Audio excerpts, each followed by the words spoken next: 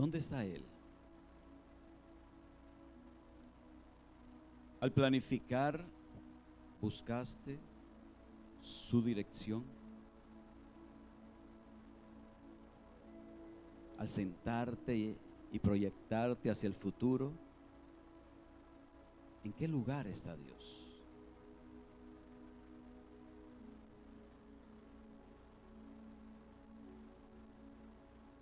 Es una buena pregunta para nosotros reflexionar,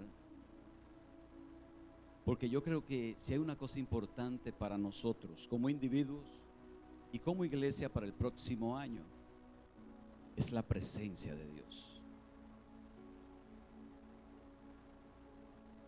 Moisés dijo en un momento determinado, cuando se vio agobiado por una mala noticia que Dios le mandaba a decir al pueblo, cuando le dijo: yo voy a enviar mi ángel, pero yo no voy a ir con ustedes porque ustedes son un pueblo de dura cerviz.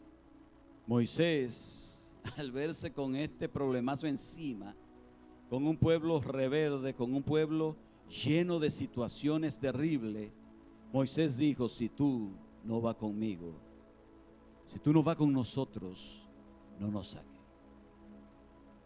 Y con insistencia le dijo, hasta que Dios le dijo: mi presencia irá contigo y te daré descanso. Mis hermanos, nosotros podemos tener todos los planes del mundo para el próximo año, pero Dios debe estar en esos planes. Es más, deberían ser los planes de Dios y no los nuestros. Nosotros sometidos al plan de Dios y no andar suelto como si no necesitáramos a Dios. Un buen año para que haya en la iglesia un buen programa de oración. Tenemos un programa extenso. ¿Y dónde está la oración en todo este programa? Que el año que viene nosotros, Dios nos ayude a desarrollar disciplinas de oración, porque los tiempos están muy malos, se ponen más peligrosos cada día. La iglesia va haciendo, ellos quieren, allá afuera quieren como ir acorralando la iglesia. Y sabe una cosa, llegará un momento en que la iglesia estará contra la espada y la pared. Y entonces se va a necesitar gente que sus rodillas estén dobladas delante del Dios del cielo, delante de nuestro Dios. Así que es importante que en este año nosotros, tú como individuo y nosotros como congregación, fortalezcamos la oración, porque vendrán tiempos peores. Yo quisiera pararme aquí y decirle: mis hermanos, todo va a estar bien, todo va a ir bien, que tenga un año feliz, próspero año, que llegue todo lo bueno, pero la realidad es que las cosas van de mal en peor. Este año está peor que el año pasado. Y el próximo viene con situaciones. Y el único refugio que tenemos es Dios. Dios es nuestro amparo y nuestra fortaleza, nuestro pronto auxilio en las tribulaciones. Aunque tiemble la tierra y los montes se trasladen al corazón del mar, con todo nosotros estaremos en la presencia de Dios. Aleluya. Así que sigamos nosotros en esta noche hablando de ese elemento tan importante que es la oración. ¿Recuerdan el texto que estábamos exponiendo la última vez que me tocaba estar en este lugar? ¿Alguien lo recuerda?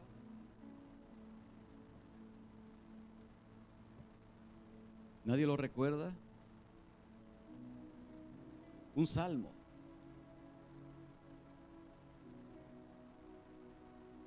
Salmo 63, versículo 1. Dios mío eres tú. De madrugada te buscaré. Mi alma tiene sed de ti. Mi carne te anhela. Hasta no lo sabemos de memoria. ¿Cuántos se lo saben de memoria? Y lo cantamos. ¿Cuántos lo han cantado? Dios, Dios mío eres tú, de madrugada te buscaré. Dios, Dios mío eres tú, de madrugada te buscaré. Mi alma tiene sed de ti, mi carne te anhela en tierra seca y árida, donde no hay agua para ver tu poder y tu gloria, así como te he mirado en el santuario. Amén. Amén.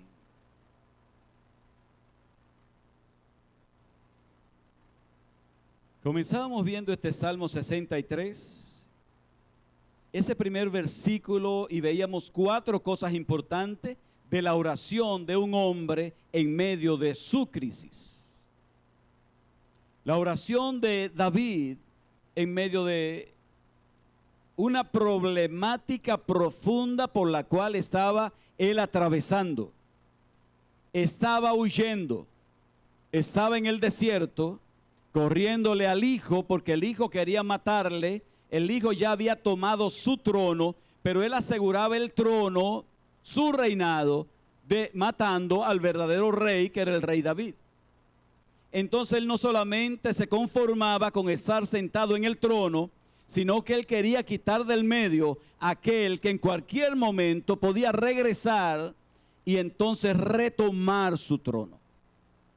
Y decíamos que esta es una verdadera crisis, porque no se trata de cualquier persona, se trataba del hijo de él, su propio hijo. Le había hecho la guerra para sacarlo del trono. Y veíamos 4 cosas importantes. Lo primero que veíamos es que la oración de David era una oración de confianza. Tenía confianza en su Dios. Él exclamaba: Dios, Dios mío eres tú. Y hablábamos de una oración que exponía el sentido de pertenencia que tenía David. David podía decir: tú eres mi Dios. Yo puedo venir a ti con confianza porque tú eres mi Dios. Y veíamos también en segundo lugar que era una oración de alta prioridad, porque él dice: de madrugada te buscaré. Cuando usted se levanta, ¿qué es lo primero que hace? Lo primero que hace son aquellas cosas que son importantes y que son prioritarias. Y él dice que lo primero que haría sería buscar el rostro de Dios. En tercer lugar, veíamos también algo importante, y es que esta era una oración altamente necesaria. Mi alma tiene sed de ti, mi carne te anhela. Había una necesidad interna en él, y la necesidad no eran las cosas materiales, no era ni siquiera el trono la necesidad más grande. Él dice: eres tú, yo tengo sed de ti, yo tengo sed de tu presencia, yo quiero estar en tu presencia. En cuarto lugar, él decía: en tierra seca y árida, donde no hay agua. Una oración de dependencia. Tierra seca y árida, donde no hay nada, donde no se da nada, en el desierto, donde no tenía ninguna posibilidad de las cosas que tenías en el palacio. En tierra seca y árida, donde no hay agua. Fíjense, mis hermanos, entonces, ¿qué tipo de oración era la de David? ¿Qué era lo que buscaba David en su oración? ¿Qué buscaba? ¿Cuál era el objetivo de David? Ustedes lo escuchan orando: devuélveme el trono, vuélveme al trono, yo quiero seguir reinando, tú me lo dijiste, yo declaro que vuelvo al trono, yo decreto que voy a volver al trono, yo arrebato la bendición de estar en el trono. Mis hermanos, cuando nosotros tomamos la Biblia y empezamos a ver las oraciones, cómo oraban los siervos de Dios y las siervas de Dios, en ningún lado vemos a nadie declarando, no vemos a nadie decretando, no vemos a nadie arrebatando. Vemos hombres y mujeres orando para someterse al plan de Dios. El problema de este tiempo es que escuchamos muchas voces por ahí, mal fundada, mal fundamentada. El único que puede decretar se llama Dios. Aleluya. Amén. Así que si nosotros seguimos viendo en esta noche esta oración de David, los versículos desde el 3 hasta el 4, míralo ahí en su Biblia, Salmo 63, los versículos desde el 2 hasta el 4. ¿Cómo dice el 2? Para ver tu poder y tu gloria, así como te he mirado en el santuario, porque mejor es tu misericordia que la vida. Mis labios te alabarán, así te bendeciré en mi vida, en tu nombre alzaré mis manos. Señor, en esta noche nosotros alabamos tu nombre, te bendecimos, te damos gracias por esta tu palabra. Gracias por esta oración que tenemos la bendición de ver en esta noche. Te damos gracias, Señor. Te rogamos a esta hora que tú hables a nuestros corazones. Que tú seas, Señor, fortaleciendo tu pueblo, enseñándonos, ayudándonos, porque estos son tiempos en que nosotros necesitamos estar delante de tu presencia. Gracias, Señor, te damos. En el nombre de Jesús. Amén. Bien, mis hermanos, entonces estamos viendo la oración de un hombre que anhela la presencia de Dios, que tiene una profunda necesidad en el corazón, que decíamos está huyendo y está pasando por una prueba muy difícil en su vida. Así que nosotros podemos ver en esta noche, en estos versículos que hemos leído desde el 2 hasta el 4, 4 cosas más importantes que tiene la oración que David hizo hace ¿cuántos años? 3000 años aproximadamente. Este hombre estaba en la presencia de Dios en esa condición. Así que veamos como en quinto lugar una característica muy importante de su oración, y es que su oración tenía un propósito. David no estaba orando por orar. La oración de David no era una oración vaga.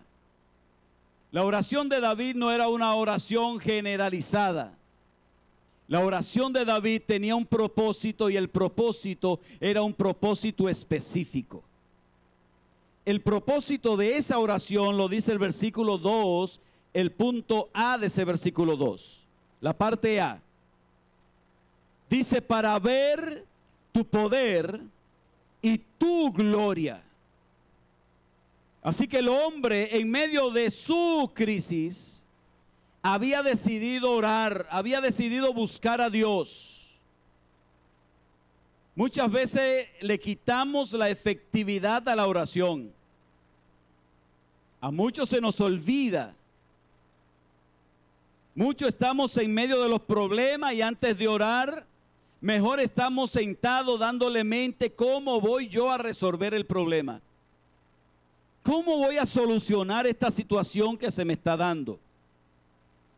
Gente que se le ha olvidado que Dios tiene la respuesta y la solución a cada necesidad y cada problema que nosotros tenemos. Dígale a su hermano que está a su lado, Dios tiene la solución.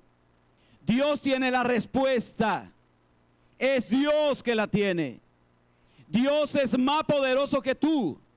Dios es más sabio que tú. Dios es más inteligente que tú. Y Dios tiene las habilidades mayores que la que tú tienes. Dios tiene más recursos que tú. Dios tiene más posibilidades que tú para resolver esa situación por la cual tú estás atravesando. Así que David estaba en medio de su problema, pero él estaba orando. Gente que confía más en su propio esfuerzo que en la efectividad que Dios puede tener al darnos la solución al problema por el cual nosotros estamos pasando. Él sabía que lo que él estaba pasando, sobre eso, Dios tenía el control. Y Dios tiene el control. Dígaselo a su hermano que está a su lado, Dios siempre tiene el control. Cuando tú estás llorando, Dios tiene el control. Cuando tú estás gozando, Dios tiene el control. Cuando estás en la abundancia, Dios tiene el control. Cuando estás en las necesidades más profundas, Dios tiene el control. Cuando estás llorando, Dios tiene el control. Dios siempre tiene el control. Y David lo sabía.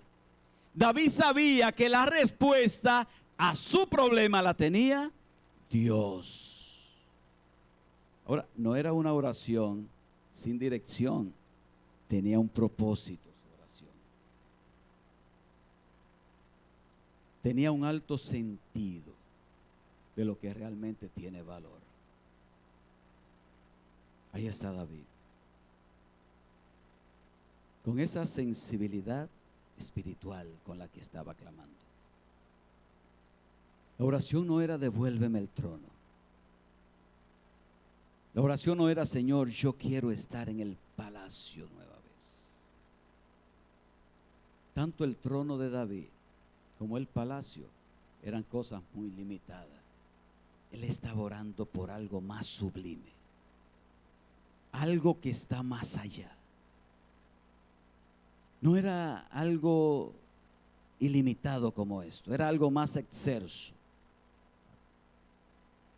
Muchas veces nosotros estamos orando y el enfoque de nuestra oración son las cositas que pueden aparecer aquí. Cositas. Dígale a su hermano que está a su lado, cositas.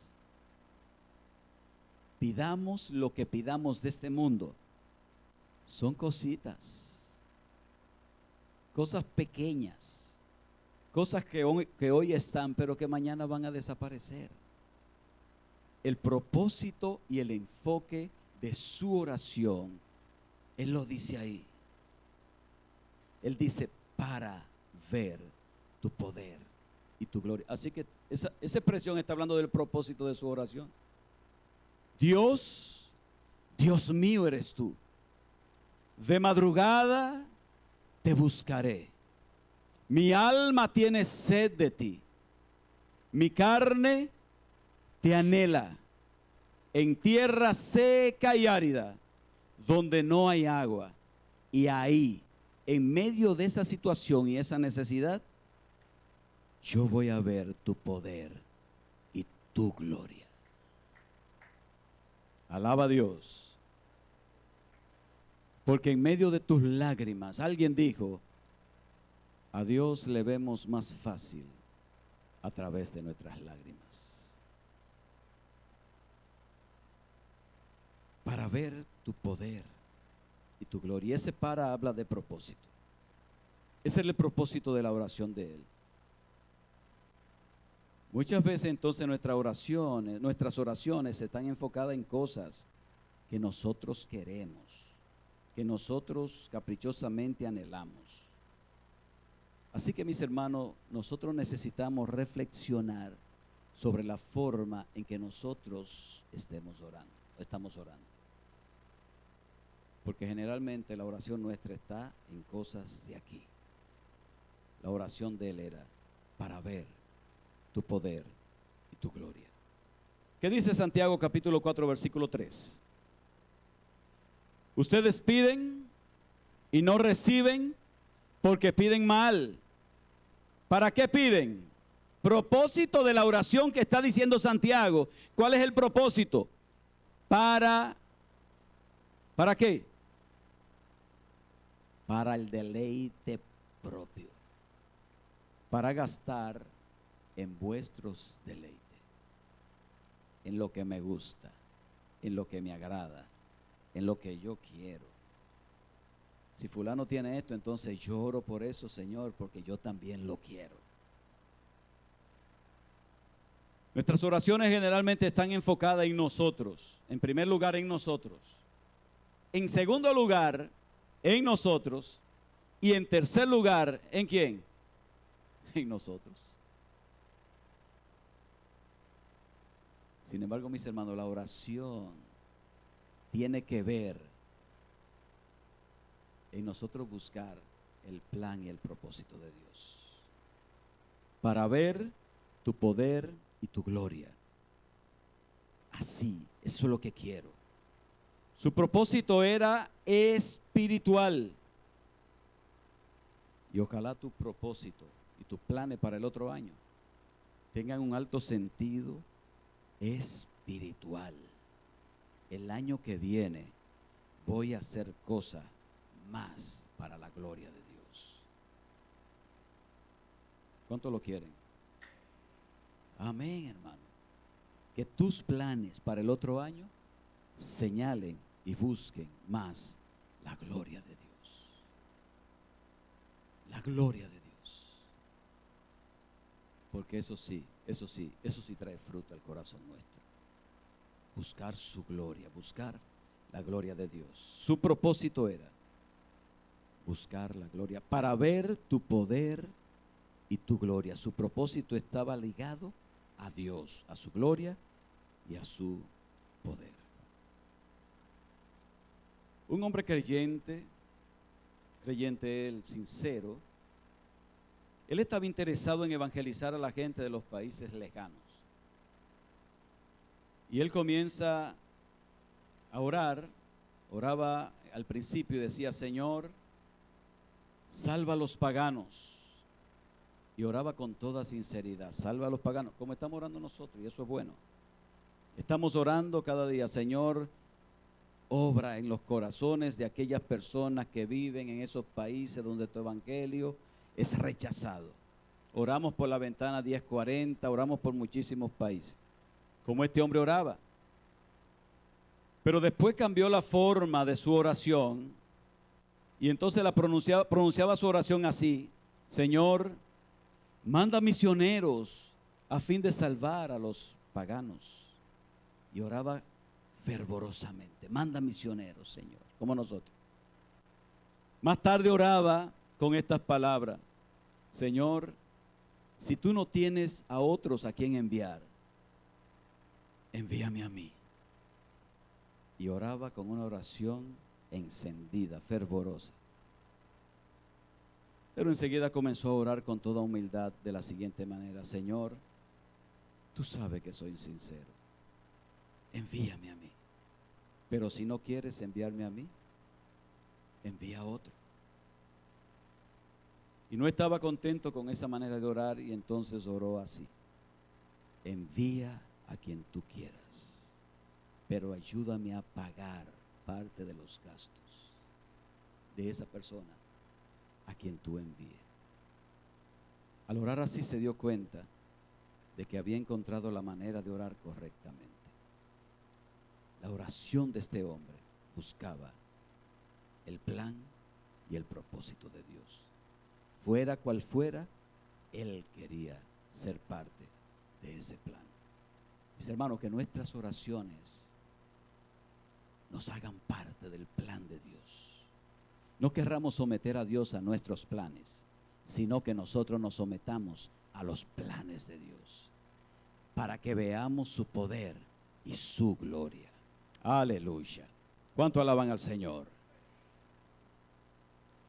Sexta característica de la oración de David. Una oración de intimidad. Mira esa parte B del versículo 2. Así como te he mirado en el santuario. El santuario tenía su historia. Cuando él habla de santuario, ¿a qué se estaba refiriendo? Se estaba refiriendo a esa carpa donde estaba el arca del pacto, y esa arca del pacto representaba, ¿qué representaba el arca del pacto? Representaba la presencia de Dios. Una carpa que fue erigida primeramente por Moisés en el desierto y era llamado el tabernáculo de reunión. Ese tabernáculo era donde Dios se reunía con su pueblo. Los sacerdotes ministraban en el tabernáculo en los atrios. Algunos sacerdotes entraban al lugar santo y el sumo sacerdote entraban al lugar santísimo, y era el lugar de mayor intimidad que podía haber en toda la tierra. No había otro punto en toda la tierra donde hubiera más intimidad con Dios que en ese lugar santísimo. Y David estaba hablando ahí, así como te he mirado en el santuario. Todos los que se acercaban al santuario, unos llegaban hasta los atrios, otros llegaban hasta el lugar santo, y uno llegaba hasta el lugar santísimo cada año. Así que el santuario hablaba de intimidad. Ustedes recuerdan que habíamos hablado la otra vez que David trajo el arca a Jerusalén y había levantado una tienda, y quién sabe si cuando David se levantaba en su alcoba, a través de la ventana podía ver allá a los sacerdotes que estaban ministrando, que estaban ahí, pero David podía mirar hacia el santuario, y eso era como una especie de intimidad para él, de algo extraordinario. Había gente que estaba ministrando. Era un lugar de intimidad con Dios, era un lugar de comunión, era un lugar donde el hombre y Dios se juntaban para hablar cosas y dirigir cosas acerca del pueblo. Cuando nosotros leemos Éxodo 33:11, habla de Josué. Dios hablaba, dice Josué capítulo 33:11, dice que Dios hablaba cara a cara con Moisés, pero que Josué no se apartaba de en medio del tabernáculo. Habla de intimidad. El mismo David había trasladado el arca porque él anhelaba la presencia de Dios. Sí, que ese santuario hablaba de intimidad, habla del lugar de comunión. Mire lo que dice el Salmo 27:4. Una cosa he demandado a Jehová, esta buscaré, que esté yo en la casa de Jehová todos los días de mi vida. ¿Para qué?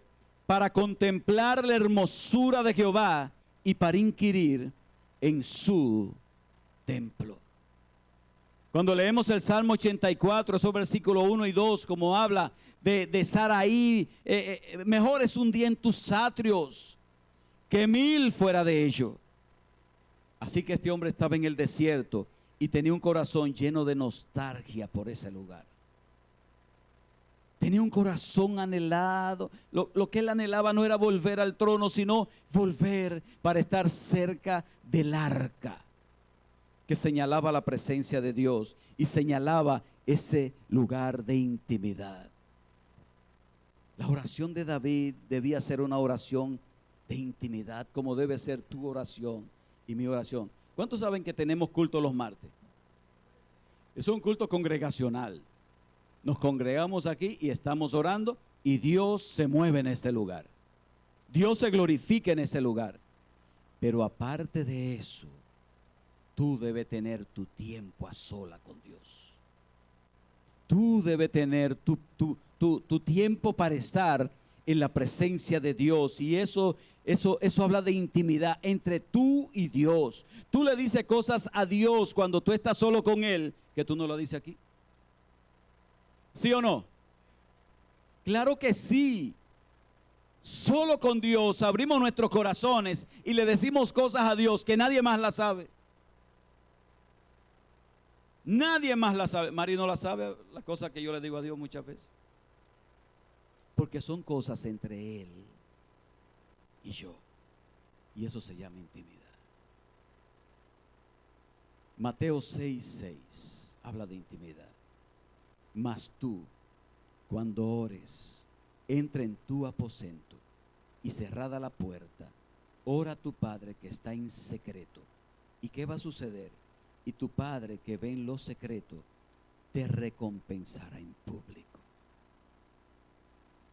¿Cuántos tienen un tiempo de oración para estar en la presencia de Dios? ¿Cuántos tienen la disciplina de estar ahí en la presencia de Dios? En intimidad. Cuando hablamos de intimidad, hablamos de ese secreto entre Dios y yo. Pero hoy tenemos problemas. Esa oración íntima tiene tantos obstáculos, tantos problemas. Tenemos adicción a los medios de comunicación. Tenemos mal manejo del tiempo. Tenemos frialdad espiritual. ¿Cuánto tienen frialdad espiritual?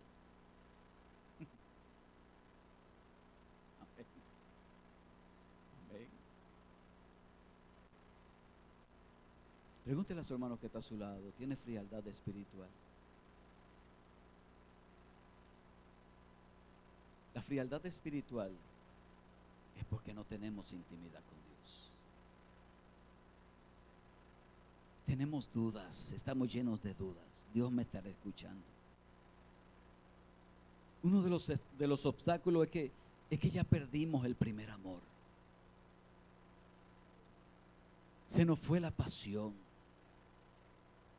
Ya es mecánico. Si vengo a la presencia de Dios, vengo como a rezar un Ave María, Santa María.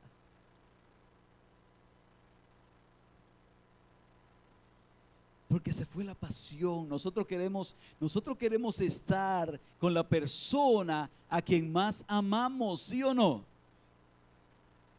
Es con esa persona que queremos estar. Que si no puedo estar juntos, entonces la llamo por teléfono. ¿Cuántos están enamorados? Señores, 3 enamorados hay aquí. Se le puede cantar la canción. ¿Cómo que dice la canción?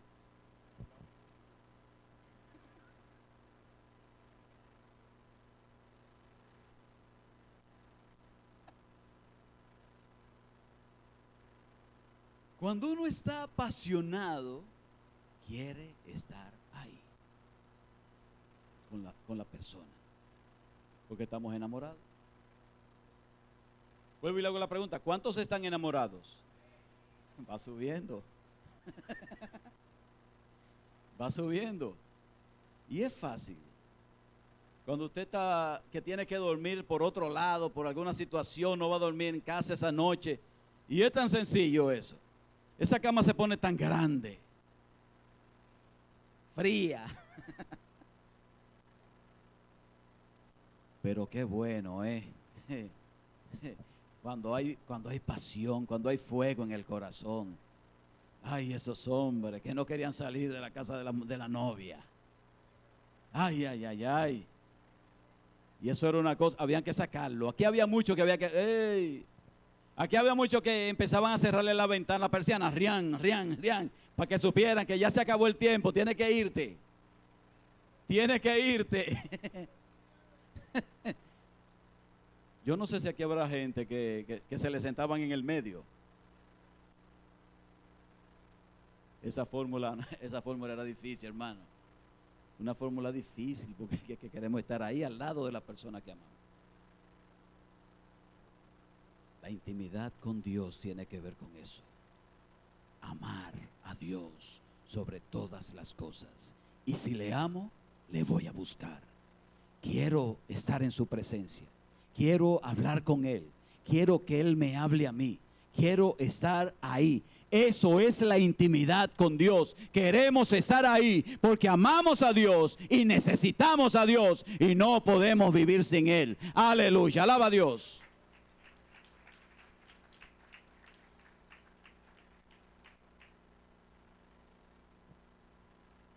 Así que mis hermanos,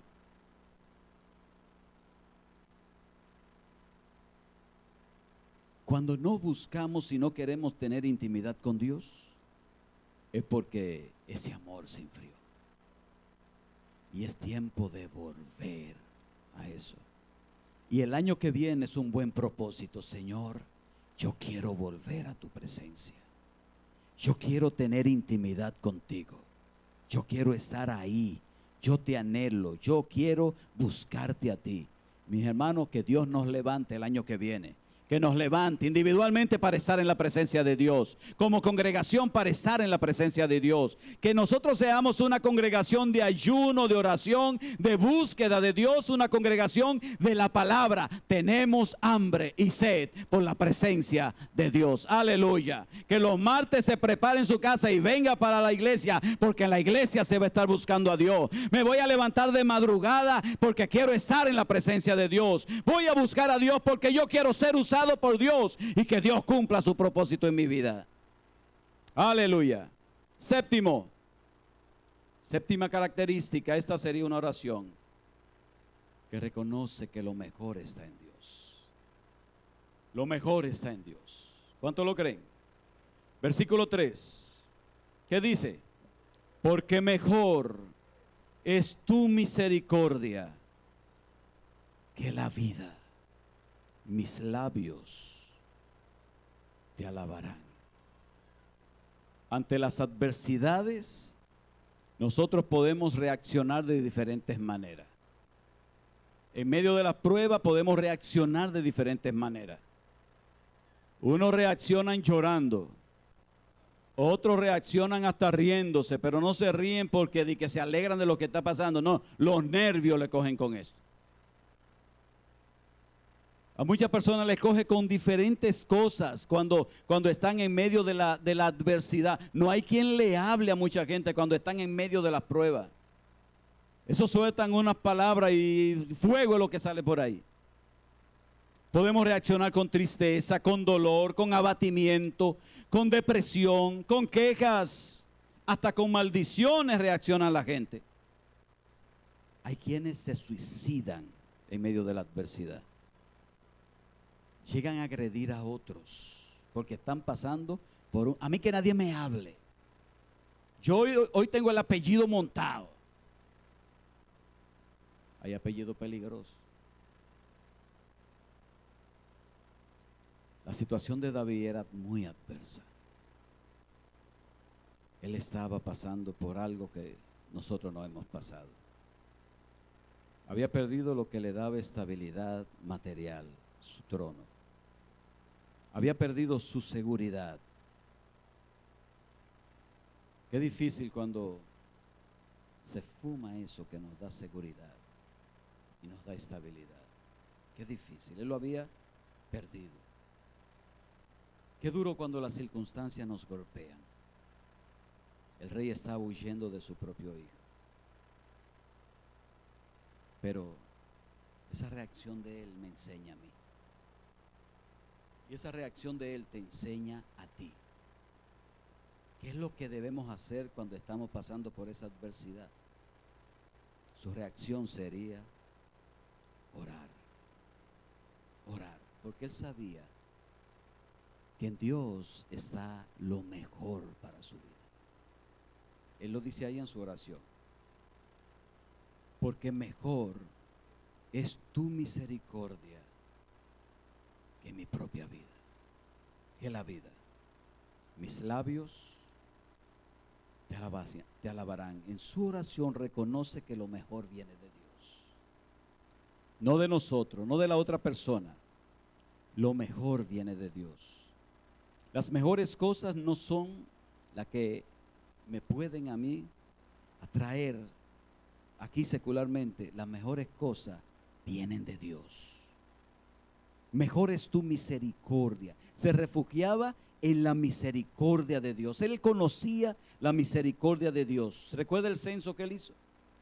El censo de Israel, cuando hizo el censo, que Dios le dijo tres cosas: o cae en la mano del hombre, o viene una gran mortandad, o cae en mis manos. Y él dijo que no caiga en las manos del hombre, porque el hombre no tiene misericordia, pero tú sí tienes misericordia. Que caiga en tu mano. Aleluya. Él sabía que Dios es un Dios de misericordia, y por eso exclamaba: mejor es tu misericordia que la vida. Mis labios te alabarán. Aleluya. Así que, mis hermanos, en su crisis ore y contemple y sepa y esté seguro y esté convencido de que Dios va a tener misericordia de ti. Dios siempre tendrá misericordia. Dios es un Dios de misericordia. Y en medio de tu crisis Él no te ha dejado solo. Puedes clamar a Él. Él dice: clama a mí y yo te responderé y te enseñaré cosas grandes y ocultas que tú no conoces. Él tiene misericordia. Clamemos a Él con confianza, porque Él tiene misericordia de nosotros. Aleluya. Octavo y último, sería una oración de alabanza y de adoración. Versículo 4. Así te bendeciré en mi vida. En tu nombre alzaré mis manos. Y es fácil. En medio de ese problema y en medio de esa situación, él oraba. Así que dígale a su hermano que está a su lado: en medio de tu problema, ora. Él oraba. Y la oración era para reconocer quién es Dios. El corazón de David sería una fuente de bendición a Dios. Estaba brotando permanentemente como una fuente de bendición, bendiciendo y alabando a Dios en medio de este problema, hermano.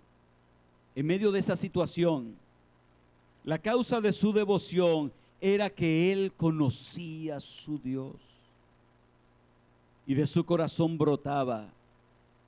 La adoración es el resultado directo del conocimiento que nosotros tenemos de Dios. Mientras más conocemos a Dios, más queremos adorar a Dios, no importa las circunstancias por las cuales estemos pasando. Mientras más le conocemos, más queremos adorarle. Así que lo importante aquí es conocer. Él lo conocía. Era un enamorado de Dios. Podía estar en su crisis, pero podía suspirar por Dios. Podía estar en los problemas que tuviera, pero ahí él podía estar. El Salmo 34. ¿Cómo comienza el Salmo 34? Bendeciré a Jehová, ¿cuándo? En todo tiempo. Su alabanza estará de continuo en mi boca. En todo tiempo, mis hermanos. Estamos viendo el corazón de un hombre rendido ante la presencia de Dios, que sabía que Dios le iba a dar la respuesta. Alabaré a Jehová en todo tiempo. Y ese todo tiempo tiene que ver tiempos buenos, tiempos que no son tan buenos, tiempos difíciles. Alabaré a Dios, alabaré al Señor. Así que, mis hermanos, su oración era una oración de alabanza y de adoración. Yo creo que hoy es un buen día, final de este año, para nosotros meditar y reevaluar nuestra vida de oración.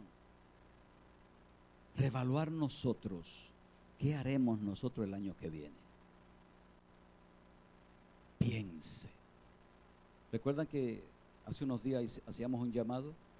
Vaya pensando en el día de la semana que usted ha de ayunar. Va a ayunar. Porque estamos clamando a Dios que cada persona en esta congregación tenga por lo menos un día para orar y ayunar, para estar en la presencia de Dios. Ore por esto, aparte ese día. Y en un momento vamos a hacer un llamado para que usted nos diga a nosotros cuál es el día, que todos estemos de acuerdo. para estar orando y ayunando. Que el año que viene tu vida devocional sea una vida de disciplina. Que tú puedes estar en la presencia de Dios. Es lo que te deseamos con todo el corazón. Que el año que viene tú puedas estar en la presencia del Señor. Que el año que viene tú tengas un tiempo definido para estar en la presencia de Dios en el día. Que el año que viene tú tengas un tiempo para tener la Biblia abierta. Que el año que viene pueda leer la Biblia completa. Que el año que viene tu vida esté en las manos de Dios y que Dios te use para su gloria. Que el año que viene, al terminar el año que viene, tú puedes decir: gracias, Señor, este año fue mejor porque tu presencia se manifestó en mi vida. Tu presencia me usó y este año viví más para tu gloria que el año pasado. Nuestro anhelo es que nosotros podamos avanzar en el propósito de Dios, pero que podamos vivir en la presencia de Dios. Que demos carácter, mayor carácter a esas cosas que tienen calidad espiritual en nuestras vidas. Lo material, hermano, seguirá pasando. Tú seguirás tu vida, tú seguirás haciendo cosas. Pero si puedes poner a Dios como primero en tu vida y estás en la presencia de Dios, tu año será un buen año. Que tenga un buen año en la presencia de Dios. Que tenga un buen año para ser usado por Dios. Que tenga un buen año donde Dios te use para alcanzar a otros para Cristo. Que tenga un buen año, mis hermanos. Aleluya, gloria a Dios. ¿Cuántos dicen amén? Amén. Que tenga un buen año. Tu mejor año